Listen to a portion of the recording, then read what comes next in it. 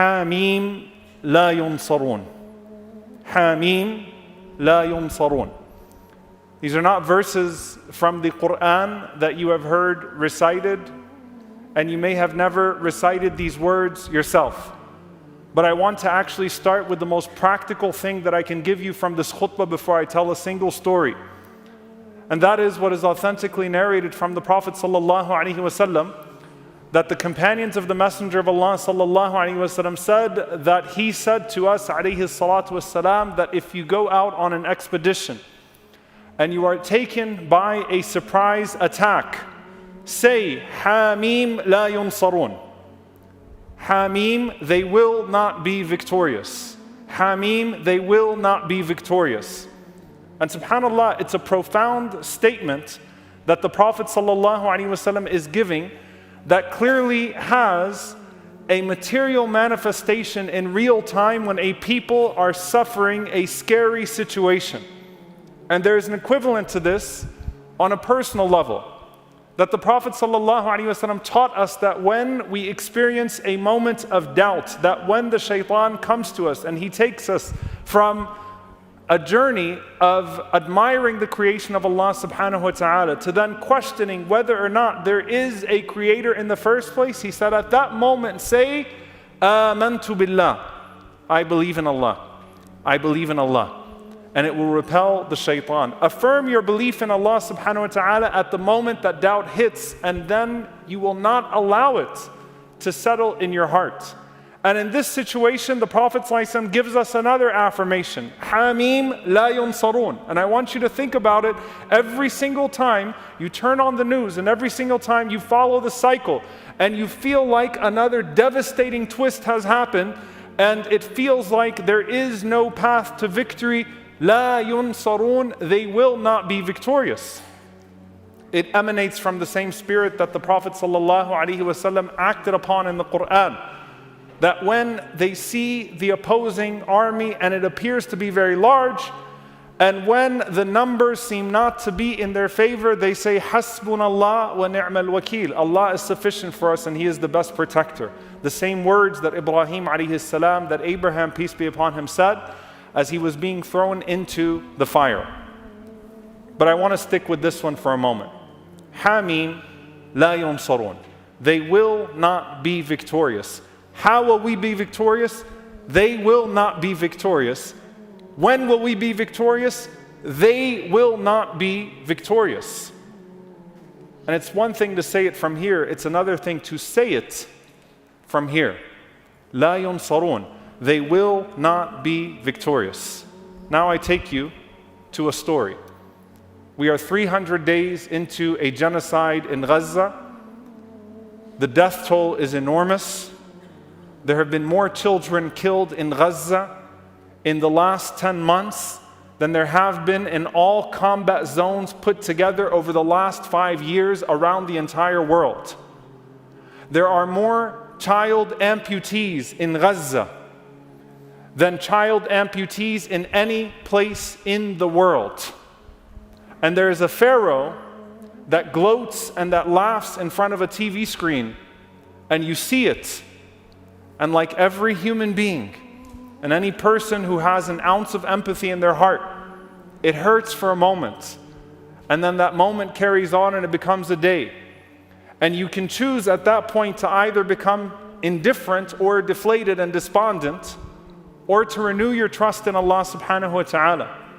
I want to take you back to the story of the original Fir'aun, not the Fir'aun in Benjamin Netanyahu, the original Fir'aun, and how Allah subhanahu wa ta'ala foiled his plan in the wake of his own genocide, his child genocide. When we look in the story of Fir'aun, we find that there are two moments in which he carries out this massacre of children. The first one, he does so as a precaution. As the Mufassirin mention, that Fir'aun saw a dream. In one narration of that dream, he saw a fire that came from Al-Bayt al-Maqdis, that came from Jerusalem, and that overtook every single home in Egypt, except for Bani Israel. In another narration, he saw a child from Bani Israel rising to take his throne. On top of that, some of the Mufassirin mention that Ibrahim alayhi salam had prophesied that a child from his descendants would overthrow a Fir'aun. And Fir'aun gathers at his time, as we all know, the Sahara, the sorcerers, the fortune tellers, the magicians. And he tells them about this dream. And to a tyrant, all children are disposable. There is no regard for human life. And he says to his advisors from the soothsayers and the fortune tellers and the magicians, "What am I to do with this dream?" And they say to him that the safest way to deal with this is to murder each and every single child from Bani Israel. يُذَبِّحُونَ أَبْنَاءَكُمْ وَيَسْتَحْيُونَ نِسَاءَكُمْ. Kill all the boys that were born this year and spare only the girls. And so I want you to think about the operation as it takes place. Imagine the horror of every mother who already went through the pain of childbirth when the soldiers of Fir'aun show up at her house and are completely stone cold to any type of plea from the mom to please spare this child of mine. And one by one, they murdered each and every single boy that they could find. Some mothers tried to hide their children, but these soldiers were ruthless. And subhanAllah, some of the narrations say 20, 30, 40,000 boys were killed. And as they go through, Allah subhanahu wa ta'ala mentions the inspiration that He gives to the mother of Musa alayhi salam to take her son and to put him in the Nile River. But that's not all that Allah subhanahu wa ta'ala says happens. Allah subhanahu wa ta'ala says, وَأَلْقَيْتُ عَلَيْكَ مَحَبَّةً مِّنِّي. And I placed upon you a special love from me, وَلِتُصْنَعَ عَلَى عَيْنِي, and kept you under my watchful eye. Now subhanallah, in this situation, let's take a step back. As the mother puts the one child that survives this genocide into the Nile River, what are the chances of the survival of that child going into the Nile River? Allah subhanahu wa ta'ala says two things, other than the promise to bring him back, other than the promise to let that child be the source of victory, and that child actually be the nightmare that Fir'aun had. Other than that, Allah subhanahu wa ta'ala says, وَأَلْقَيْتُ عَلَيْكَ مَحَبَّةً مِّنِّي. I dressed you with my love. And there's something very beautiful about this expression in particular, and I want you to think about the children of Gaza, and I want you to think about the people of Gaza, with all of the propaganda, with all of the Islamophobia, with all the anti-Arab racism and xenophobia that we've seen fester over decades in movies and in press. With all of that, a decent human being looks at these people in Gaza and says, that doesn't look like a terrorist to me. A decent human being looks at the people that are being martyred and says, that's not the type of person that I can find justified, even with all of your propaganda, to dismember into pieces the way that you have. They look at the children of Gaza, and some people's hearts have been brought back to life. And some people are starting to find a connection to a cause that they either had no idea about all these years, or that they used to stand on the opposite side of. وَأَلْقَيْتُ عَلَيْكَ مَحَبَّةً مِّنِّي. I placed upon you love. Ibn Abbas radiallahu ta'ala anhuma says, meaning Allah subhanahu wa ta'ala أَحَبَّهُ, Allah loved him, وَحَبَّبَهُ إِلَى خَلْقِهِ, and Allah subhanahu wa ta'ala made him beloved to the creation. Meaning what? As Qatada rahimahullah ta'ala says in Ikramah, radiyallahu ta'ala anhu says, مَا رَآهُ أَحَدٍ. No one would look at Musa alayhi salam, not knowing anything about where he was from, not knowing anything about the propaganda of the children that would be born, that no one looked at Musa alayhi salam إِلَّا أَحَبَّهُ, except that they immediately fell in love with him. Everyone looked at Musa alayhi salam because Allah dressed him with the love. and immediately loved him. Meaning you could say everything you wanted about Musa alayhi salam, but even when the magicians of Fir'aun saw him the first time, something was already in their hearts because Allah subhanahu wa ta'ala dressed him in a certain way. And that's nothing that a tyrant could interfere with. And Allah subhanahu wa ta'ala said, and I kept you under my watchful eye this entire time. He remained under the protection and the sight of Allah subhanahu wa ta'ala even when no one else could watch him. I see some of these children from Gaza that walk through the ruins of their camps and have had every single member of their family taken away from them. And I remind myself when I look at that, as much as I want to pick that child up, that Allah subhanahu wa ta'ala is watching that child and that Allah azza wa jal has a plan for that child. What about all the other children that Fir'aun killed? That one or this one? All of them were sent to their Jannah. They were sent to their paradise. And that's what makes the believer different. We can see the ugliness of murder and the beauty of martyrdom in the exact same scene. We can see how nasty it is on this side, and we have certainty in how beautiful it is on the other side, without in any way diminishing our outrage over what has happened here, nor losing trust about what is happening there. Allah had a plan for them. And Allah subhanahu wa ta'ala had a plan for Musa alayhi salam. And of the makr of Allah subhanahu wa ta'ala, the plotting of Allah against the Fir'aun, is that not only would one child survive his genocide, but that child would grow up in his palace, under his eye, on his watch, and overthrow him and drown him in the sea by the permission of Allah subhanahu wa ta'ala. The Fir'aun actually tried this again.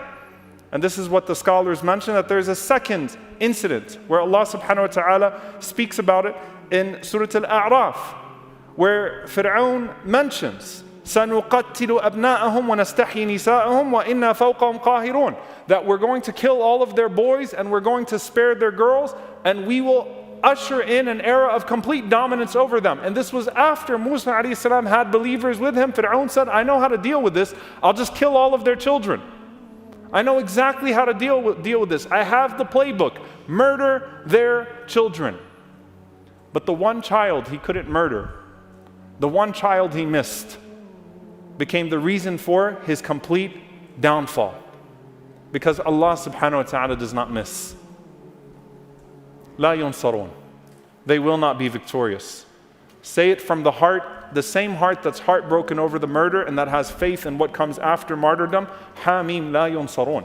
They will not be victorious because Allah subhanahu wa ta'ala will not miss.